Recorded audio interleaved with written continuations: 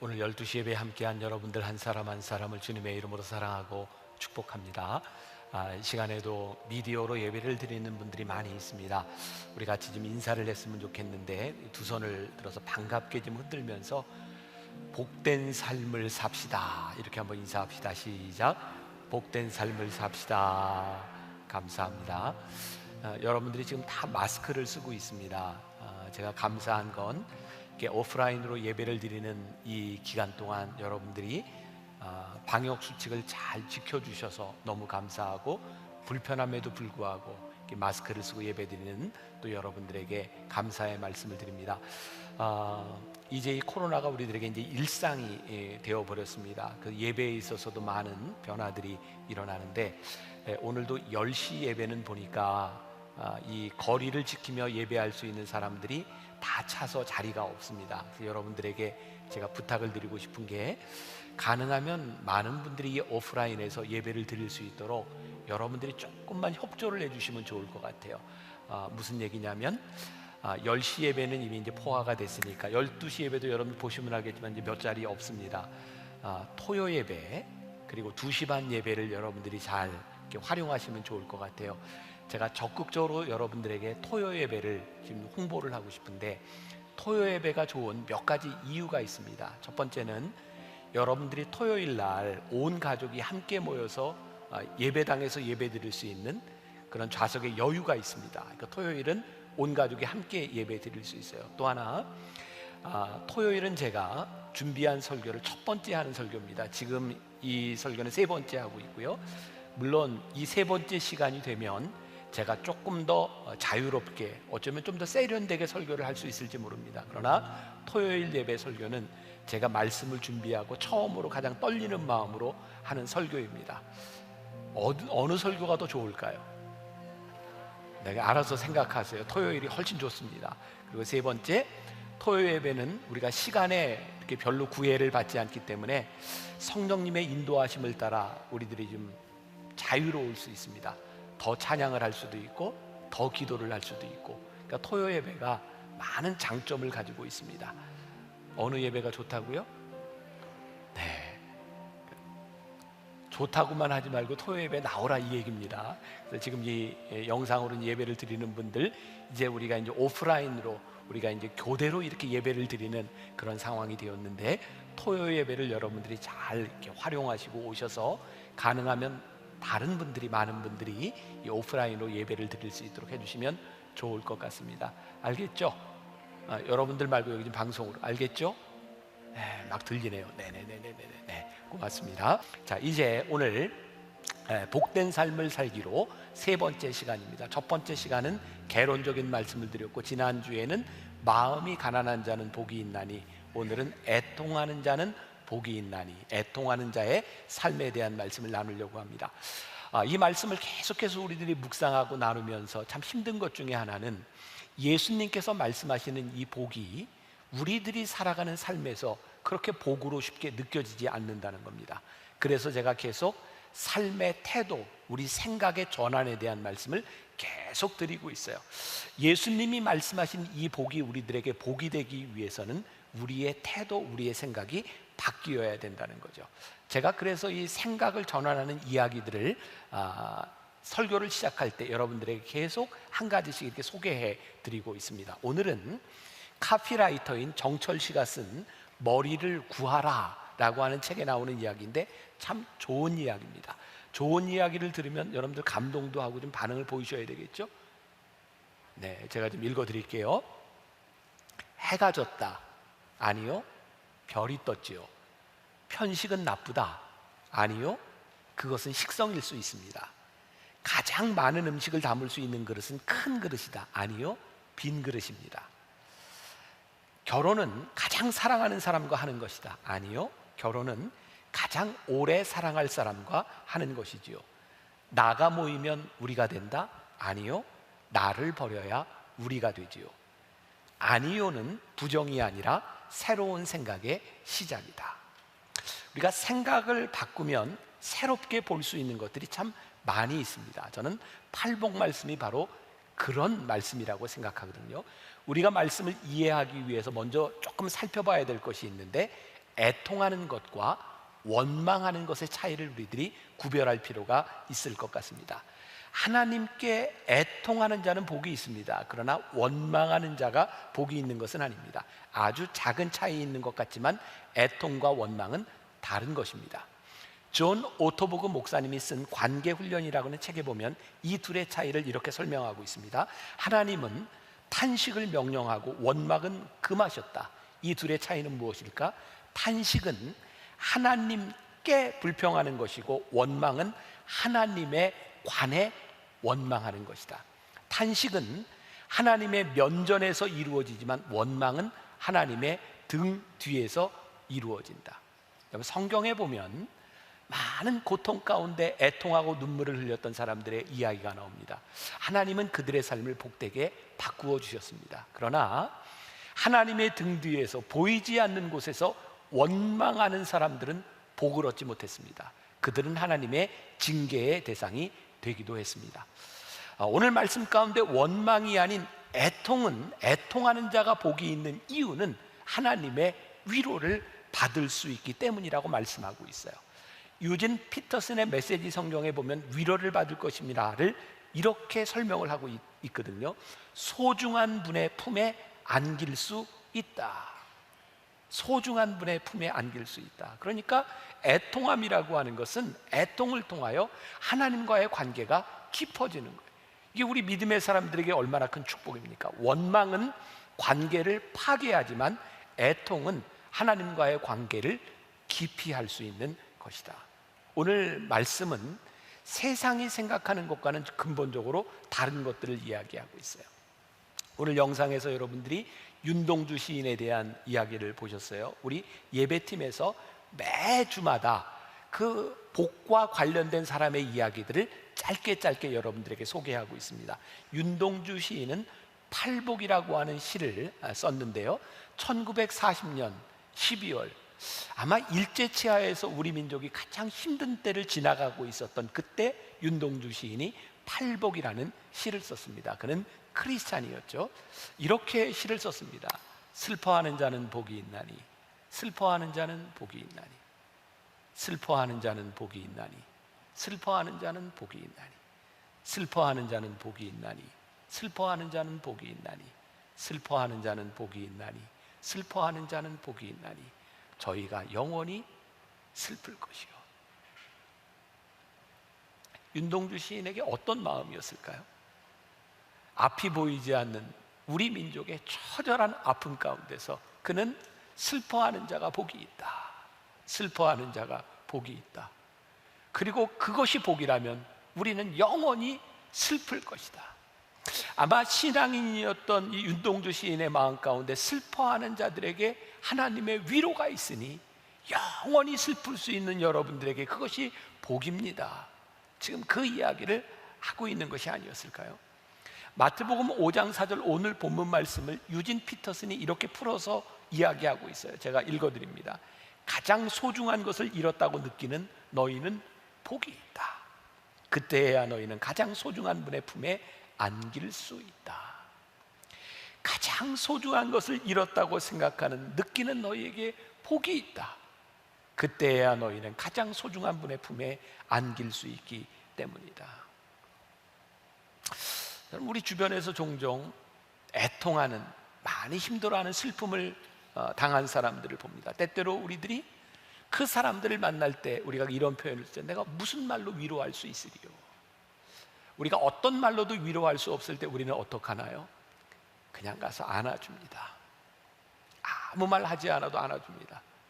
그런데요, 우리가 누군가를 안아줄 때 그 사람을 안아주는 이 강도와 그 사람을 안아주는 그 길이는 무엇에 비례할까요? 저는 슬픔에 비례한다고 생각하거든요. 이렇게 말씀을 생각하니 우리가 애통하고 아프고 힘들 때 우리 하나님께서 우리를 안아주시는 그것이 우리들에게 복이구나, 그것이 우리들에게 축복이구나. 요한복음 15장에 예수님께서 포도나무 비유에 대한 말씀을 하세요. 너희들이 열매를 맺었으면 좋겠다. 그런데 열매를 맺기 위해서는 그 가지가 나무에 붙어 있어야 한단다. 그래야 열매를 맺는단다. 그런데 오늘 말씀이 이렇게 연결이 되는 것 같아요. 우리가 애통하고 힘들어하고 슬퍼할 때 우리들이 하나님 품 안에 쫙 달라붙을 수 있으니 그것이 우리들에게 복이구나. 하나님의 품 안에 우리들이 달라붙을 수 있음으로 인하여 우리들의 삶의 열매를 맺을 수 있으니 그것이 우리들에게 축복이구나. 오늘 여러분들과 제가 풀어야 될 숙제는 무엇이냐면, 이렇게 애통하는 것이 나에게 축복으로 고백될 수 있는가, 오늘 이 문제를 우리들이 풀어나가야 되는 거죠. 여러분, 우리들의 인생을 살면서 애통하는 것이 불행함으로 끝나는 사람이 있는가 하면, 애통함 가운데서 하나님의 품 안에 안기는 축복을 경험할 수도 있는 거죠. 제가 얼마 전에 참 흥미롭게 보았던 책 중에 하나가 일본의 히스이 고타로라고 하는 사람이 쓴 하루 한 줄 행복이라는 책입니다. 여기에 보면 참 좋은 글들이 많이 나와 있습니다. 여기 이런 글이 있어요. 영화에서 가장 고민하는 배역은 주인공이고 문제도 주인공한테 가장 많이 발생한다. 문제가 전혀 일어나지 않는 사람은 행인 1, 행인 2로 불리는 사람들이다. 어째서 당신에게 괴로운 일이 그토록 많은지 알겠는가? 그렇다. 당신이 인생에서 영화의 주인공이기 때문이다.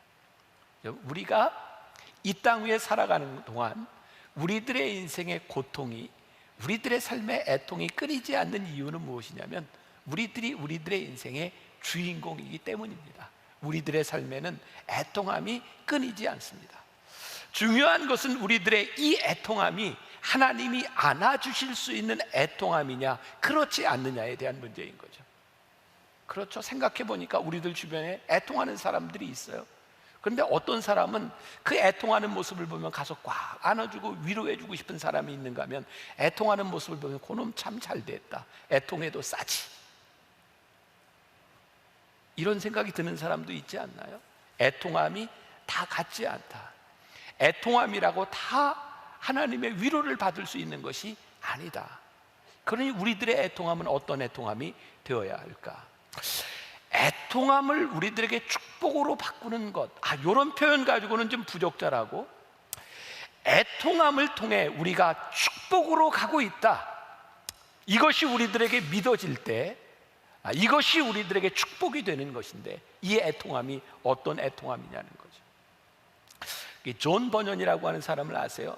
철로역정이라고 하는 책을 쓴 분입니다. 존 버년은 뭐 부잣집에서 태어난 사람도 아니고 공부를 많이 한 사람도 아니었어요. 그는 이렇게 군인으로서 근무를 할 때 잠깐 자기가 지켜야 되는 그 초소를 벗어나야 될 일이 있었어요. 그래서 친구에게 그 자리를 지켜달라고 부탁을 합니다. 그런데 돌아와 보니 그 친구가 적군에게 살해를 당했어요. 그 자리에서 자기를 대신해서 죽은 거죠. 존 버년은 이런 계기들을 통해서 죽음과 인생에 대해서 깊이 생각하고 신앙 가운데서 아주 좋은 책을 쓴 사람입니다. 존 버년에게는 그 고통의 시간들과 애통함을 통해서 하나님이 쓰시는 인물이 되었지만, 그 죽은 친구에 대해서 우리는 어떻게 설명해야 될지를 몰라요. 왜 죽었나요? 여러분, 우리의 인생에 다가오는 애통함과 우리들의 고통함이라는 것은 때때로 우리들이 이해할 수도 없고 우리들이 설명할 수도 없는 일들이 참 많습니다. 여러분, 지금 여러분들에게 일어나고 있는 그 애통함들을 우리들이 다 이해할 수 있으면 좋을 텐데, 우리들이 이해할 수 없는 그 애통함 가운데서 하나님께서 그 애통함을 어떻게 우리들에게 축복으로 만들어 가시는가, 그 애통함이 복되다. 하나님께 위로를 받을 수 있으므로 그 애통함이 복되다. 오늘 저는 여러분들과 그런 이야기를 하고 싶고, 여러분, 애통함은 우리들의 인생의 캄캄한 밤이죠. 애통함의 시간을 지날 때 아무것도 보이지 않는 것 같죠. 힘든 시간들입니다. 그런데요, 누가 그런 이야기를 했습니다. 우리는 낮이면 모든 것을 환히 볼 수 있다고 생각하는데, 밤이면 캄캄해서 아무것도 볼 수 없다고 생각하는데, 실상 낮에 우리들이 볼 수 있는 것은 제한되어 있다는 거예요.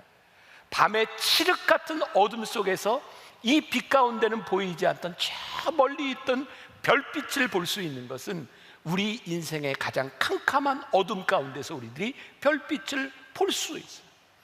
그래서 우리의 애통함 가운데서 우리의 인생을 이끌어 가시는 하나님의 위로하심과 하나님의 손길을 경험하는 것, 그것이 우리들에게 복이다. 이 애통함을 통해서 우리들이 어떤 축복을 우리들이 배울 수 있는가?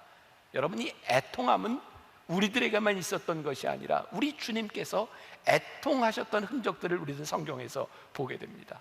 먼저 이 땅 위에 메시아로 오시는 예수님께 대한 예언이 이사야서에 나오고 있는데, 이사야 53장에서는 예수님을 이렇게 표현하죠. 슬픔과 간고를 아는 자, 순환의 메시아로. 예수님께서 이 공생애로 이 땅 위에 오셔서 순환과 애통, 고통을 당하셨다고 말씀하고 있어요. 우리가 잘 아는 것처럼 예수님의 공생애 기간 동안 예수님이 눈물을 흘리신 이야기가 나오죠. 요한복음 11장에 나사로가 죽었다는 이야기를 듣고 예수님이 아파하시고 눈물을 흘리셨어요. 누가복음 19장에 보면 예수님께서 예루살렘을 바라보시면서, 멸망할 예루살렘을 보시면서 예수님이 눈물을 흘리셨다고 기록이 되어 있어요. 예수님께서 우리의 죄를 지고 질고를 가지고 십자가를 지시기 전에 겟세마네 동산에서 기도하실 때 예수님은 땀방울이 핏방울이 되도록 기도하셨는데, 이번 말씀을 준비하다 우리 예배팀에서 저에게 보여준 그림이 하나 있었어요. 겟세마네의 예수라고 하는 바실리 페로프라고 하는 사람이 그린 그림인데, 이런 그림이었어요. 우리는 예수님을 생각할 때 그냥 바위 위에 손을 얹고 앉아서 기도하시는 예수님을 생각했는데, 겟세마네 동산에서 기도하시던 예수님이 바닥에 엎드려 고통과 아픔 가운데 기도하시던 예수님의 모습이 저 모습이었겠구나. 예수님은 이 땅 위에 공생애를 지나시는 동안 많은 애통함의 시간들을 가지셨거든요. 히브리서 5장 7절에는 이런 말씀이 있어요. 그는 육체에 계실 때 자기를 죽음에서 능히 구원하실 이에게 심한 통곡과 눈물로 간구와 소원을 올렸고, 심한 통곡과 눈물로 기도하셨던 예수님. 그런데 예수님의 애통함을 보면 하나의 중요한 맥이 하나 관통을 하고 있는데, 그것은 하나님이 아니었다면, 하나님의 뜻이 아니었다면 애통할 수 없었던 일, 하나님 때문에 예수님이 애통하셨던 일들이 성경에 기록이 되고 있어요. 그래서 오늘 우리들이 스스로 물어야 될 질문입니다. 애통하는 자는 복이 있다고, 애통하는 자는 위로를 받을 것임이라고 말씀하고 있는 그 애통함이, 우리들이 당하고 있는 그 애통함이 하나님으로 인하여, 하나님 때문에 우리들이 가슴 아파하고 아파하는 일이라면 그것이 우리들에게 복이 있다. 오늘 본문 말씀에 애통이라고 하는 말은 헬라어의 펜테오라고 하는 말입니다. 이건 잊어버리셔도 괜찮아요. 제가 이걸 이야기하는 이유는 이 슬픔과 애통이라고 하는 말을 표현하는 단어들이 있는데, 이 헬라어의 펜테오라고 하는 말은 인간이 느낄 수 있는 가장 아픈 것을 표현하는 말이라는 거예요. 마치 심장을 꿰뚫는 것 같은, 뼈를 깎는 것 같은, 살을 애는 것 같은 아픔과 슬픔을 이야기한다는 거예요. 애통하는 자는 복이 있나니라고 말씀하셨을 때, 우리들이 어쩌면 우리의 인생에 가장 힘들고 아픈 그 슬픔을 우리들에게 이야기하고 있다는 거예요. 우리말로 하면 표현 중에 단장이라고 하는 말이죠. 단장의 아픔, 단장의 슬픔 들어보셨어요?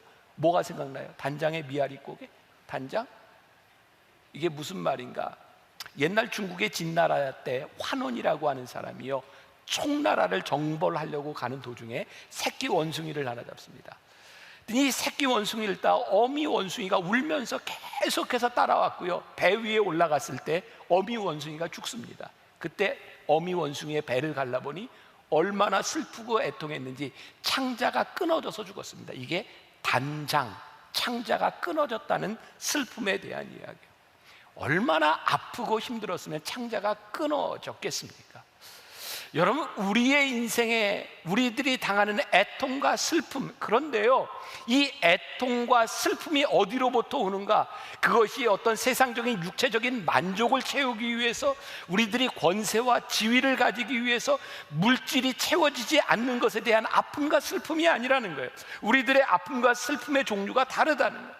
그래서 마태복음 6장 31절부터 32절에 이런 말씀이 있죠. 그러므로 염려하여 이르기를 무엇을 먹을까, 무엇을 마실까, 무엇을 입을까, 그것 때문에 아파하지 말아라. 이는 다 이방인들이 구하는 것이다. 이런 애통함이 하나님께 위로를 받는 것이 아니다. 또한 우리들이 구별해야 될 것이 있다. 우리들에게 찾아오는 죄책감이라고 하는 것 있죠. 여러분, 가인이 그의 동생 아벨을 죽이고 하나님께 이런 이야기를 합니다. 창세기 4장 13절에 가인이 여호와께 아뢰되 내 죄벌이 지기가 너무 무거우니이다. 죄책감으로 힘들었어요. 아팠어요. 그래서 이 죄책감에 대한 문제, 우리의 죄에 대한 문제, 이거 해결하려고 예수님 당시에 사두개인 바리새인 그들은요, 율법을 만들어 놓고 그것을 지키려고 애쓰는 것으로 문제를 해결해 보려고 하죠. 주님이 그거 복되다고 말씀하시지 않았어요. 불교에서 이런 용어를 쓰죠. 장좌불화. 무슨 말이에요? 잠도 안 자고 등도 기르지 않고 눕지도 않고 고행하는 거예요. 용맹정진, 잠도 자지 않고 그렇게 수행하는 겁니다. 이렇게 고통을 통해서. 여러분, 그 고통의 문제, 우리들이 당하는 고통이 다 복이 있다라고 말씀하시는 것이 아니죠. 여러분, 잠언 17장 22절에 보니까 심령의 근심은 뼈를 마르게 한다. 하나님 때문에 당하는 고통이 아니라, 애통함이 아니라면 그것은 오히려 우리의 심령, 우리의 뼈를 상하게 하는 것이라고 말씀하고 있어요. 고린도후서 7장 10절, 세상 근심은 사망을 이루는 것이다. 그러니까 우리들이 사망에 이루는 아픔과 주님께 위로를 받을 수 있는 아픔을 우리들이 구별해야 되는 거죠. 어떤 애통함이 위로가 있으며 그 애통함이 우리들에게 어떻게 축복으로 우리들에게 와질 수 있는가, 그것은 주님의 위로를 받을 수 있는가 아닌가에 있는 것이죠. 한번 생각해 보세요. 지금 여러분들이 당하는 애통함, 내가 주님의 뜻대로 살려고 하나님 앞에 서니 이 마음이 아프다. 하나님 앞에서 하나님으로 인하여 하나님의 뜻대로 살아가기 위해서 우리들에게 아픔이 올 때 그것이 복되다. 이런 비유를 좀 들 수 있을 것 같아요. 저 어렸을 때, 제가 요즘 자꾸 이렇게 어렸을 때 라떼는 뭐 이런 얘기하는 거 보니까 이제 꼰대가 돼가는 것 같아요. 나이가 드는 것 같아요. 아마 제 나이 어간에 있는 분들은 그런 기억이 있을 겁니다. 초등학교 다닐 때 이렇게 교실 청소를 학생들이 했죠. 분단별로. 그때는 바닥이 다 마룻바닥이라 막 초를 가지고 이렇게 문지르고 왁스칠을 하고 이렇게 바닥을 막 닦았던 때입니다. 그리고 청소를 하면서 이렇게 총채, 먼지 털이를 가지고 막 이렇게 털죠. 제가 어렸을 때 참 잊혀지지 않는 기억입니다. 이렇게 먼지를 털고 있는데 교실 창문에 해가 이렇게 쫙 비치는데 먼지가 막 나란히 하얀 먼지가 이렇게 햇빛 사이에 이렇게 보이는 거예요. 햇볕이 않으면 보이지 않았을 텐데 그때 우리들이 어떻게 해야 되죠?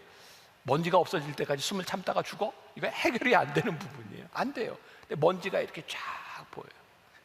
제가 말씀을 준비하다가 그런 비유가 생각이 난 거예요. 햇볕이 아니었으면 보이지 않을 먼지가 눈에 보이는 거예요. 하나님이 아니었으면 내 인생에 애통하지 않아도 될 일들이 하나님으로 인하여 하나님의 말씀이 우리 가운데 들어오므로 우리들에게 애통함이 찾아와요. 중요한 것은 하나님 때문에 우리들에게 애통함이 느껴지고 마음이 슬플 때 거기에 위로가 있다. 누구도 하나님 앞에서 죄의 유혹 앞에서 완전할 수 없습니다. 그러나 슬퍼하고 애통하는 자를 하나님이 위로하신다고 말씀하고 있어요. 지난 몇 주 전에 우리 사회에 일어났던 가장 큰 비극 중에 하나가 우리 서울시장 박원순 씨가 자살한 일이었죠. 아마 우리 교인들 중에도 여러분들 가족들 중에 자살로 인해서 많은 아픔, 상처를 가지고 있는 분이 있을 거예요. 올해 우리 교회에는 2명의 청년이 자살을 했어요. 얼마나 힘들면, 얼마나 아프면 자살을 했을까요? 그러니까 우리가 자살을 하는 사람을, 그 아픔을 우리들이 모르고 함부로 정죄하거나 우리들이 말할 수 없어요. 우리들이 표현하고 알지 못하는 그 아픔들이 분명히 있을 거니까요. 그런데 우리가 자살을 하면요, 하나님의 위로를 받지 못합니다. 우리들의 아픔을 나 스스로 해결하려고 하면 하나님의 위로함을 받지 못합니다. 그래서 자살은 복되지 않는 거예요. 여러분들 기억하세요. 힘들고 아프고 애통하고 하나님 앞에 서서 견딜 수 없을 때 여러분들이 하나님의 위로를 받아야 축복이지, 그 아픔을 나 스스로 해결하려고 하는 것은 복이 아닙니다. 얼마 전에 제가 보았던 크리스찬니티 투데이라고 하는 잡지에 나온 기사였어요. 2017년 통계입니다. 3년 전 우리나라에 자살에 대한 이야기를 하고 있는데 40대, 50대 남자의 자살률이 가장 높답니다. 어느 정도 비율로 높으냐? 같은 나이대 여자에 비해서 50대 남자의 자살률이 3.6배랍니다. 이 잡지에서 얘기하려고 하는 게 뭐냐면, 우리나라 IMF가 왔을 때 그 많은 어려움 가운데서 40대, 50대 가장들이 자살을 했는데, 코로나 이후에 이 팬데믹으로 인하여 어려움이 왔을 때 또 40대, 50대 남자들이 자살을 할까봐 이것이 걱정이 된다는 거예요. 그러면서 왜 40대, 50대 남자들이 자살을 하는가? 그 이유 가운데 하나를, 위로받는 것이 익숙하지 않아서 위로받지 못하고 죽는다는 거예요. 제가 오늘 이 말씀이 우리들에게 정말 복이 되기를 원하는데, 여러분들 누구에게도 이야기할 수 없는 우리들의 속에 죄로 인하여 우리들의 삶에 우리들이 이해할 수 없는 애통함이 올 때 우리들에게 무엇이 복이냐면, 하나님의 위로를 받는 것이 복임을 우리들이 알아야 되는 거예요. 그럼 다윗의 범죄를 우리들이 알고 있어요? 다윗이요, 어느 날 하나님 앞에 참 무서운 범죄를 저지르죠. 밧세바를 범합니다. 근데 다윗은 그게 죄라고 생각하지 않았습니다. 그는 그가 가지고 있는 권력으로 누릴 수 있는 것이라고 생각했겠죠. 그에게 죄책감이 없었습니다. 죄의식이 없었습니다. 그런데 어느 날 하나님께서 나단 선지자를 보내서 그 무서운 죄에 대하여 이야기했을 때, 단도직입적으로 다윗이라고 이야기하지 않고 누구 것을 탐한 사람에 대해서 이야기했을 때 다윗이 화를 내죠. 누가 그런 죄를 졌냐고. 나단이 이렇게 얘기합니다. 당신입니다. 다윗의 삶에 찾아가 그의 죄를 단도직입적으로 비수처럼 꽂았을 때 다윗이 하나님 앞에서 회개하기 시작합니다. 아파하기 시작합니다. 눈물을 흘리기 시작합니다. 시편 51편 1절에서 하나님이여 주의 인자를 따라 내게 은혜를 베푸시며 주의 많은 긍휼을 따라 내 죄악을 지워주소서. 다윗이 지금 제가 이렇게 읽는 것처럼 이렇게 기도했겠습니까? 아니요. 하나님, 주님의 인자하심을 따라 나에게 은혜를 베풀어 주세요. 하나님, 제 속에 있는 죄의 문제를 하나님 해결해 주세요. 다윗이 눈물을 흘리고 하나님 앞에 무릎 꿇었을 때 그의 인생에 하나님의 위로하심이 임하죠. 여러분, 하나님의 위로하심이 임했지만 다윗의 인생은 쉽지 않았어요. 고달팠어요. 그의 죄로 인하여 많은 고통의 시간들을 지나갔어요. 그런데 하나님이 그를 위로해 주셨고 그를 포기하지 않으셨어요. 죄를 지었다는 것에 대한 문제가 아니라 우리의 죄로 인하여 애통하지 않는 것이 문제이구나. 다윗이 하나님 앞에 애통할 수 있었던 이유, 그가 하나님 앞에 섰을 때 애통했다는 거예요. 애통은 하나님과 우리 사이의 관계가 끊어지지 않았다는 거예요. 사랑하는 여러분, 하나님 앞에서 우리가 서서 애통할 수 있는 것, 하나님과 관계가 끊어지지 않은 것, 그것이 우리들에게 축복이다.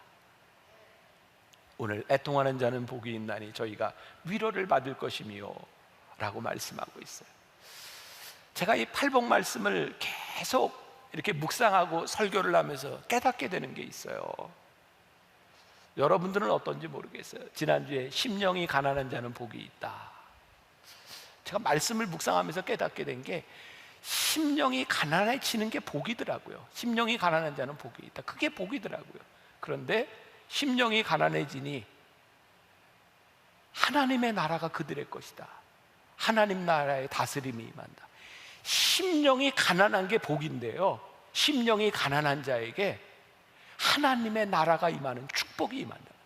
오늘 하나님 앞에서 애통하는 게 복이에요.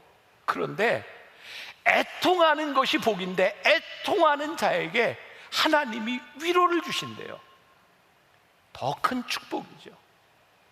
하나님 앞에서 우리들에게 근심이 찾아온다면 그것이 복인데 하나님의 위로하심이 있기 때문에 더 큰 복이 되는 거예요. 자, 고린도후서 7장 9절부터 11절까지 말씀입니다. 우리 같이 한번 볼까요? 제가 7절을 읽고 여러분들이 10절 읽고 11절을 같이 볼 텐데, 여기에 근심이라고 하는 말을 이렇게 애통이라고 생각하며 한번 근심이라는 말을 한번 같이 보면 좋을 것 같아요. 제가 9절 봅니다. 내가 지금 기뻐함은 너희로 근심하게 한 까닭이 아니요 도리어 너희가 근심함으로 회개함에 이른 까닭이라. 너희가 하나님의 뜻대로 근심하게 된 것은 우리에게서 아무 해도 받지 않게 하려 함이라.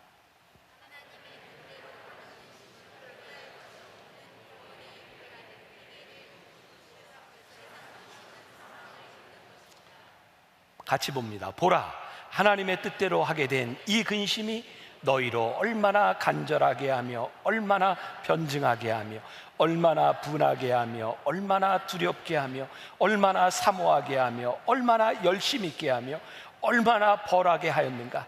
너희가 그 일에 대하여 일체 너희 자신의 깨끗함을 나타내었느니라. 이 말씀을 읽는데요, 이게 저에게 와닿는 거예요. 하나님의 뜻대로 하는 그 근심이 하나님 앞에서 우리들에게 애통함으로 인하여 우리들에게 와지는 것이 뭐냐면, 얼마나 너희로 간절하게 하며 얼마나 너희들의 죄에 대하여 변증하게 하며 얼마나 악함에 대하여 분하게 하며 얼마나 두렵게 하며 얼마나 사모하게 하며 얼마나 열심히 있게 합니다.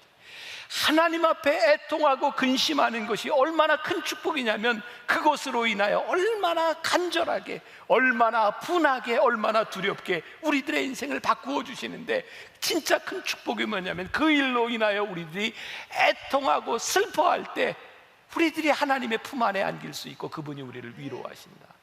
자, 이런 생각을 해보세요. 어떻게 위로할까요? 하나님은 우리와 같은 이런 육신이 아니시지만 하나님이 우리를 위로하신다고 생각할 때, 하나님이 우리를 위로하실 때 하나님이 우리의 어깨 위에 손을 얹으시고 우리를 이렇게 안아주시지 않겠어요? 그래, 내가 너를 위로해, 내가 너와 함께해.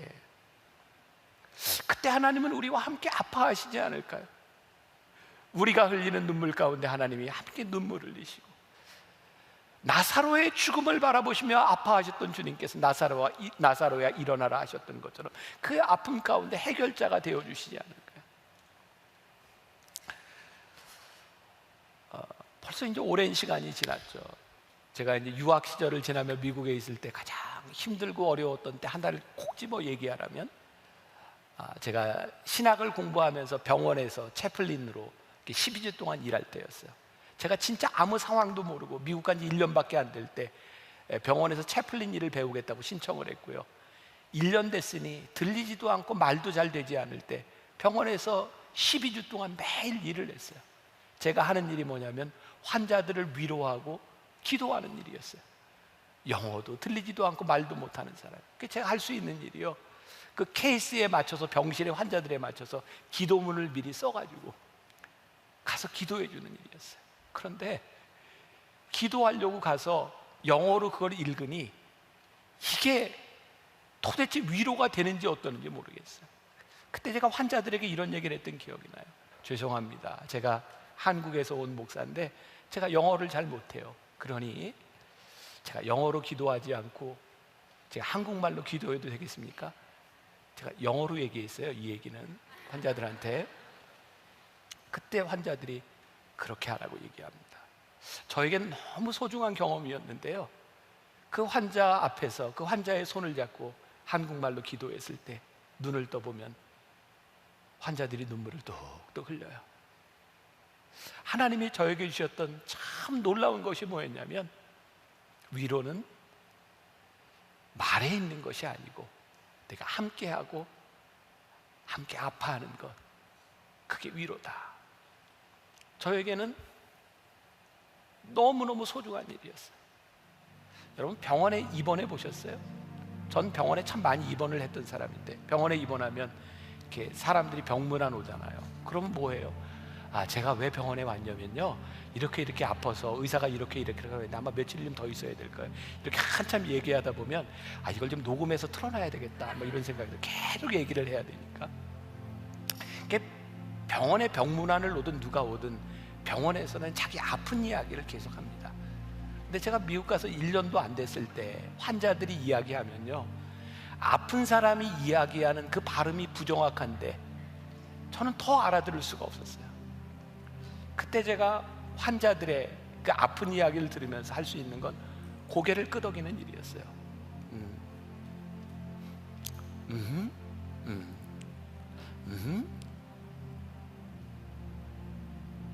다 되더라고요.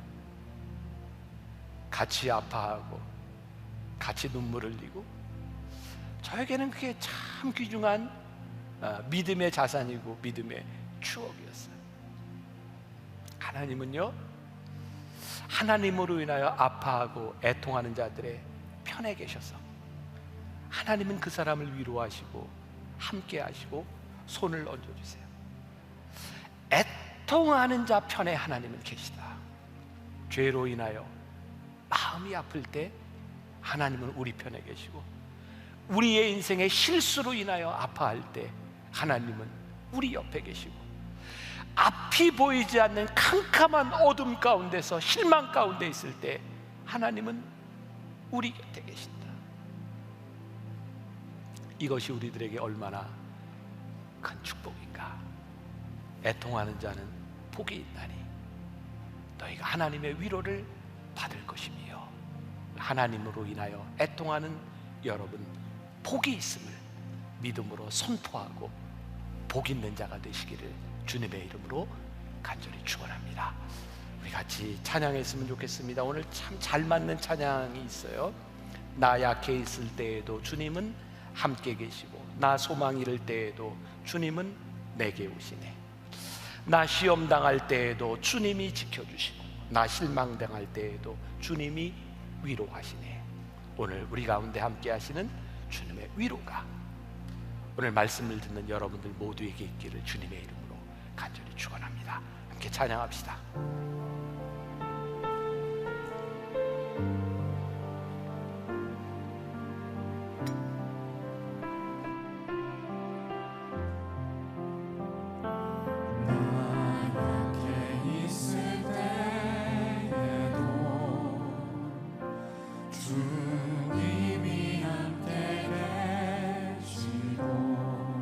나 소망 잃을 때에도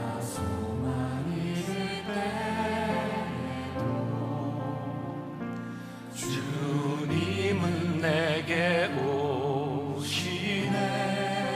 나 시험 당할 때에도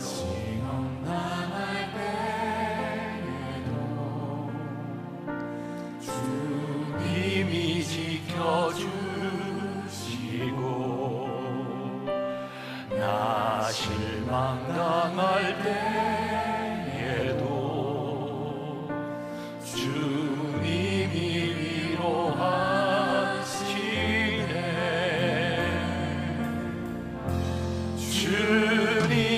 주님만이 내 힘이시며, 오 주님만이 날 도우시네. 오 나의 주님, 내 아버지여, 오 나의 주님, 내 사랑이여. 나 약해 있을 때에도, 약해 있을 때, 그렇습니다. 우리의 약함 가운데 하나님 함께 하시고, 우리가 소망을 잃을 때에도 주님을 구하고, 하나님 우리의 인생에 내가 설명할 수 없는 아픔 가운데도 주님은 우리에게 오셔서 우리와 함께 하시는 것을, 주님 우리가 하나님의 위로를 받는데 익숙하지 않은 사람, 그래서 주의 은혜와 축복을 누리지 못하는 사람들입니다. 주님, 이 시간을 지나가는 동안 주님 하나님 앞에서 내 모습을 보니 눈물이 나고, 하나님 앞에서 내 모습을 보니 아파할 수밖에 없는 인생 가운데 그것이 우리들에게 복임을 선포하게 하소서. 주님만이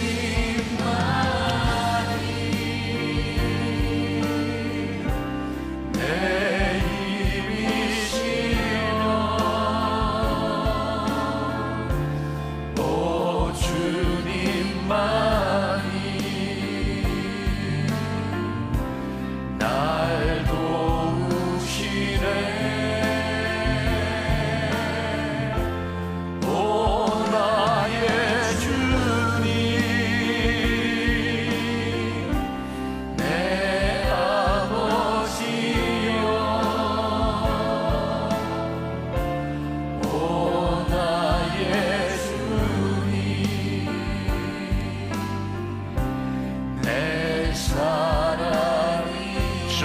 주님만이 내 힘이시며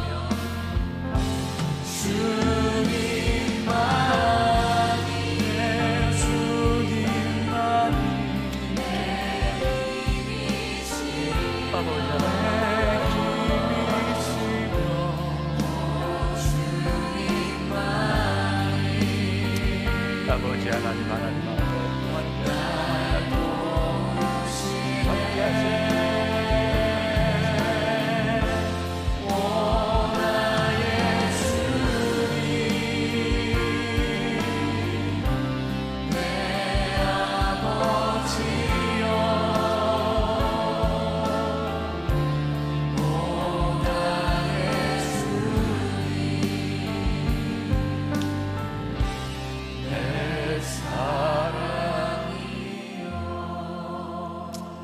하나님, 오늘 예배하는 우리 성도들 가운데 참 설명할 수 없는 일들, 하나님 왜 이러시는지 하나님 앞에 애통하지 않으면 안 되는 우리 성도들이 있습니다.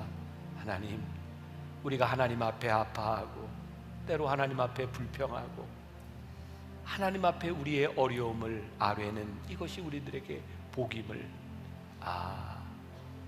우리가 참 위로받지 못하는 인생을 살았구나.